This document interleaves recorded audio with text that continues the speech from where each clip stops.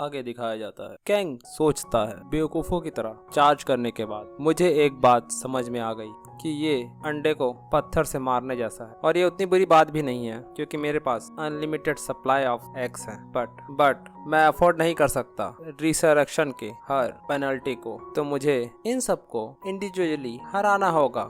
दिखाया जाता है डंजन का गेट, और मैं बेट गिल्ड के सभी डंजन्स को स्मैश करूंगा। और वही मास्क पहने हुए कैंग, वह मास्क पहना हुआ कैंग डंजन में बेट गिल्ड के किसी बंदे को गर्दन से उठाए हुए है एक हाथ से। वो बंदा कहता है मैं सॉरी, मुझे माफ करना। Kang sorry? तुमने क्या गलत किया है? क्यों तुम्हें चाहिए सॉरी? जब तुमने कुछ किया नहीं तो माफी किस बात की? कमीने, यह कहकर उसे वह दूर पटकता है। बेट गिल्ड का वो मेंबर के सामने एक कागज पटकता है और कहता है कैंग राइट, लिखो। पेन देते हुए बेट गिल्ड के जितने भी डंजन्स हैं सबका एड्रेस लिखो, तब हो सकता है मैं तुम्हारी लाइफ बख्श दूं। वह गंदा घुटनों में बैठते हुए जमीन पर पेपर रखकर लिखना शुरू करता है। कैंग बीच में उससे पूछता है मुझे तुमसे एक बात पूछनी है, तुम लोग इतने सारे लोगों को मारने के बाद भी क्यों पकड़े नहीं गए?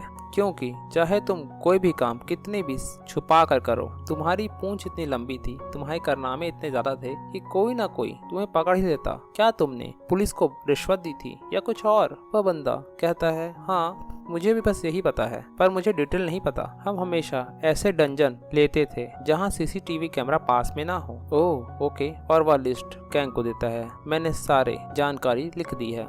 कैंग उन्हें पढ़ता है और कहता है गुड बॉय। ये कहकर अपना हाथ उसके चेहरे के पास लाता है और करता है मसल्स एक्सप्लोजन। उस बंदे का चेहरा उड़ जाता है। कैंग सांस बाहर छोड़ते हुए कहता है मैं पकड़ा ना जाऊं, मुझे इस बात का पूरा कोशिश करनी चाहिए। सामने उस मेंबर की लाश पड़ी। कैंग जाते हुए कहता है कमीनो, मेरा इंतजार करो, मैं आ रहा हूँ और तुम्हें खत्म कर दूंगा कुत्ते के पिल्लो। न्यूज में दिखाया जाता है बेट गिल्ड की वही बिल्डिंग जहां कैंग ने धमाका किया था, पर जिसे मॉन्स्टर रिलीज ट्रेजेडी के रूप में बताया जा रहा है कि किसी मॉन्स्टर ने यह तबाही मचाई थी जो डंजन से बाहर निकल आया था। अपने हाथ को बेंच पर मारते हुए वह बड़ा पप्पू कहता है मैंने कभी नहीं सोचा था मुझे ऐसे एक्सक्यूज का उपयोग करना होगा उस क्रेजी पर्सन से डील करने के लिए। तभी एक दरवाजा खुलता है। कोई बंदा चीखता है गिल्ड मास्टर, यहाँ बहुत बड़ी प्रॉब्लम है। तभी एक चीज उसके माथे में आकर टकराती है। ढम, वह एस्ट्रे नीचे गिरता है। बड़ा पप्पू बोलता है तुम बिना नॉक किए अंदर कैसे आए? मैं पहले से ही बुरे मूड में हूँ। वह बंदा झुकते हुए बोलता है आई एम सॉरी,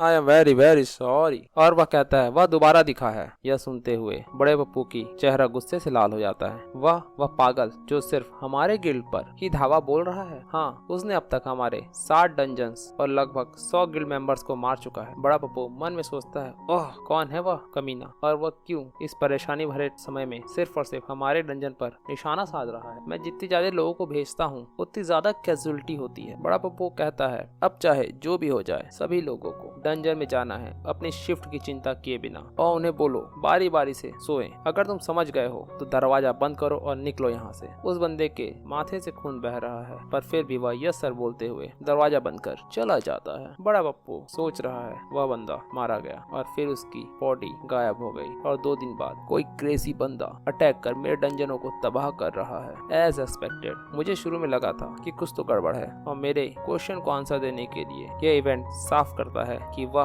पागल इंसान कोई और नहीं। श्योर कैंग ह्यून का कोई मित्र होगा जिसके पास स्किल होगी जो किसी की बॉडी को डिस्पेयर कर सकती है, बट सिर्फ इतने से इंफॉर्मेशन से मैं कोई काउंटर मेजर नहीं बना सकता। बट मैं इसे कंटिन्यू नहीं कर सकता हूँ। वह मोबाइल निकालता है और किसी को कॉल मिलाता है। उधर से आवाज दी यो क्या चल रहा है मिस्टर जंग। वह हंसते हुए कहता है मेरे बड़े भाई बेट गिल्ड जैसे महान गिल्ड के लीडर को मुझे कांटेक्ट करने की क्या जरूरत आन पड़ी? मैंने सुना है कि तुम्हारा गिल्ड किसी मुसीबत में है, तो इसलिए तुमने मुझे कॉल किया है ना? तो तुम मुझे क्या दोगे अगर मैं तुम्हारी मदद करूं? मेरे पास तो इतने पैसे हैं जितना तुम सोच भी नहीं सकते। तो भाई बड़े भाई वहाँ से आती है फाइट। एक हुडी वाला बंदा दिखाया जाता है। वो कहता है ओह, बड़ा पप्पू कहता है क्या तुम नहीं चाहते एक इंटरेस्टिंग फाइट? और यहाँ केवल एक ही टारगेट है और वो प्रोबेबली एक एवरेज स्ट्रॉन्ग गाय है। मुझे लगता है कि वह तुम्हारे मन को सेटिस्फाई कर देगा। दूसरा बंदा कहता है हमें वो हुडी वाला बंदा दिखाई देता है और हमें ये समझ में आ जाता है कि ये कौन होगा। ये होगा psycho number 2 from that school. तो मुझे एक बेवकूफ की तरह सोचना चाहिए और इसे एक ट्राई करना चाहिए। रात का दृश्य दिखाया जाता है। एक बंद फैक्ट्री है जहाँ डंजन गेट में वह हुडी वाला बंदा और बेट गिल्ड का एक मेंबर डंजन गेट को सिक्योर किए खड़े होते हैं। वह हुडी वाला बंदा दूसरे बंदे को कहता है, मुझे तुम्हारे नाम में कोई इंटरेस्ट नहीं है, बट मैं तुम्हें हियोन का एक पिट्ठू बुला सकता हूँ। तो जब वह ताकतवर आदमी आएगा, क्या वह सचमुच में यहाँ आएगा? वहाँ से रिप्लाई आता है, अगर मैं यहाँ इंतजार करूंगा तो वह जरूर आएगा और ये बिल्कुल ही मजेदार नहीं होगा। तभी वह हुडी आदमी सामने आता है, जिसे देखकर दूसरा हुडी आदमी मुस्कुराता है। ये पहली बार है कि मेरी यूनिक स्किल सिक्स सेंस इतनी ज्यादा रिएक्ट कर रही है कि कोई बहुत स्ट्रांग मेरे सामने है। वह अपना इन्वेंट्री से कुछ निकालता है। उसकी सिक्स सेंस उसे बोलती है, यहाँ कोई मॉन्स्टर आने वाला है, कोई मॉन्स्टर। वह अपने इन्वेंट्री से उस क्लब को निकालता है। कैंग हुडी वाले बंदे को देखकर चौंकते हुए कहता है, तुम यहाँ क्या कर रहे हो? यू सॉन्ग, ये है हमारा साइको नंबर 2, याद आया ना उस स्कूल से। यू सॉन्ग कहता है, ये आवाज भाई कैंग, लगता है दोनों एक दूसरे को पहचान चुके हैं। तुम यहाँ क्या कर रहे हो? मैं समझा, तो वह तुम हो जो इन सबको मारते जा रहे हो। हा भाई, तुम अभी भी बहुत सारी इंटरेस्टिंग चीजें कर रहे हो। कैंग मन में सोचता है उस चश्मे वाले की बात को याद करते हुए कि जरूर कोई शक्तिशाली आदमी बेट गिल्ड के पीछे है। और अब मैं सोचता हूँ तो मुझे लगता है कि ये बंदा जो बेट गिल्ड को बैकअप दे रहा है वह बहुत रईस है। ये पक्का योन सॉन्ग है। वह अपनी तलवार को योन सॉन्ग की गर्दन के पास रखकर कहता है, क्या तुम बेट गिल्ड का पार्ट हो? उसकी तलवार को पास देख के बड़े ही कूल अंदाज में योन सॉन्ग कहता है, हे ब्रो, तुम मुझे ऐसे कचड़ों से कैसे कंपेयर कर सकते हो? पीछे यह सुन बेट गिल्ड का वह मेंबर चौंकता है। तुम्हें क्या लगता है मैं कौन हूँ? अपने चारों ओर एक रेड ऑरा को निकालते हुए कैंग कहता है, तो तुम यहाँ क्या कर रहे हो? यू सॉन्ग कहता है, तुम्हें पता है योन जो इसका गिल्ड मास्टर है वह ठग के पास कुछ नहीं, केवल उसका प्राइड है और वह है कीड़े की तरह चलना और भीख मांगना। यह कहते हुए एक अजीब सी चेहरा बनाता है और ये बहुत ज्यादा इंटरेस्टिंग है उसके साथ खेलना। कैंग को समझ में आ जाता है ये साइकोपाथ को कुछ नहीं, सिर्फ फाइट चाहिए। वह समझ आता है या जो भी हो, मेरा तुमसे कोई बिजनेस नहीं है, सो मेरे रास्ते में मत आना। मिलते हैं दोबारा और लंच करेंगे अगर टाइम मिले तो। यह कहते हुए कैंग आगे बढ़ता है, अपनी नाक में उंगली डालते हुए मन में सोचता है, बट मेरे पास तो तुम्हारा नंबर ही। तभी पीछे से यो सॉन्ग अपने क्लब को लेकर उस पे हमला करने के लिए आता है। कैंग उसके हमले से अपने आप को बचाता है। हाथों पे चोट लगती है और वो आंखें बड़ी करते हुए कहता है, क्या? यो सॉन्ग हंसता है, हा। अगर तुम ऐसे ही चले जाओगे तो मुझे कुछ मजा नहीं आएगा। कैंग अगर ऐसी बात है कहते हुए आगे बढ़ता है। दोनों ही आपस में टकराने वाले हैं और दोनों के हथियार टकराते हैं, तलवार और क्लब। कैंग कहता है, यह आसान नहीं होगा, भले ही हम एक दूसरे को जानते हैं, मरो। यो सॉन्ग कांपते हुए और खुश होते हुए कहता है, अजीब सी स्माइल बनाते हुए, यही तो मैं चाहता हूँ ब्रदर, चलो ये करते हैं। और दोनों के बीच फाइट होना स्टार्ट होती है। कैंग यूज करता है जायंट्स पावर, वेन्स सीक्रेट, अपनी तलवार से एक थ्रस्ट यो सॉन्ग की तरफ। यो सॉन्ग डॉज करता है पर फिर भी उसे खरोच लग जाती है। वह हंसता है, हा, तुम और कितने ज्यादा मॉन्स्टर हो गए हो, हम जब लास्ट बार मिले थे उससे। वो अपने क्लब को हिलाता है और आगे बढ़ाता है। दोनों की तलवारें एक एक क्लब आपस में टकराते हैं। तुम अभी भी बेस्ट हो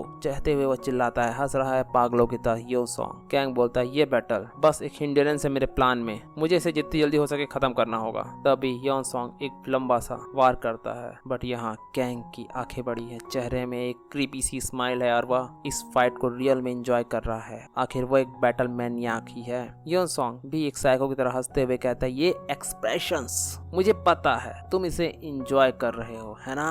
जब से ये लड़ाई स्टार्ट हुई है तभी दूसरा बंदा बीच में आने की कोशिश करता है, हाँ चलाते हुए, मरो।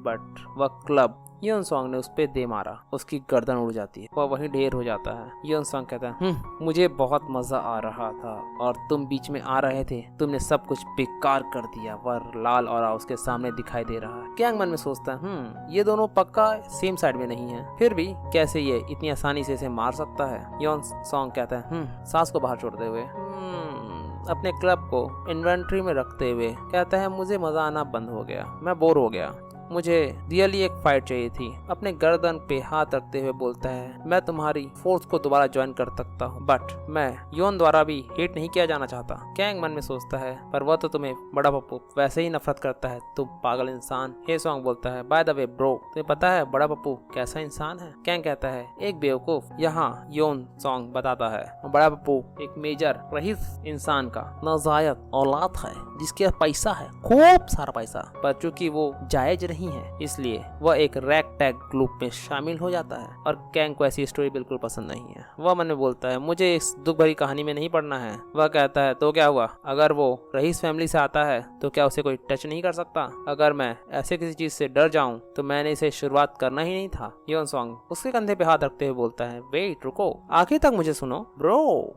उनकी बात हमें बताई नहीं जाती। अगला दिन दिखाया जाता है बेड गिल्ड में। बड़ा पप्पू चिल्लाता है, चेहरा लाल, गुस्से में पागल की तरह अपने बाल नोच रहा है। ये क्या हो गया, हमारे 3 डंजन और रॉब कर लिए गए, लूट लिए गए, हम लूट गए। उसने अपना कंप्यूटर तोड़ दिया और मैं उस पागल योन सॉन्ग से भी कांटेक्ट नहीं कर पा रहा हूँ। तुम सभी कचड़े हो, कचड़े जो तुम उन लोगों से निपट नहीं पा रहे हो। सभी गिल्ड मेंबर्स को इकट्ठा करो 8 बजे कल। वह बंदा बोलता है मुझे नहीं लगता कि बहुत सारे लोग आएंगे। बड़ा पप्पू चिल्लाते हुए बोलता है चाहे वो बीमार हो या उनकी फैमिली में कोई मर गया, सभी को बुलाओ। मेरी बात आई समझ में कि मैं क्या कह रहा हूँ? उसका असिस्टेंट कहता है आजकल बहुत सारे लोग हमारे गिल्ड को छोड़ते जा रहे हैं। बड़ा पप्पू चिल्लाते हुए कहता है मैं कुछ ऐसा करूंगा कि उन्हें मेरी बात सुननी पड़ेगी। उसका असिस्टेंट कहता है आजकल गिल्ड का एनवायरनमेंट काफी ज्यादा पागल भरा हो चुका है। इतने सारे लोग डर के मारे गिल्ड छोड़ रहे हैं कि मत पूछिए। यह सुनकर बड़ा पप्पू की आंखों में खून भर आता है। अजीब से शक्ल बनाते हुए अपने हाथों से अपने गालों को नोचते हुए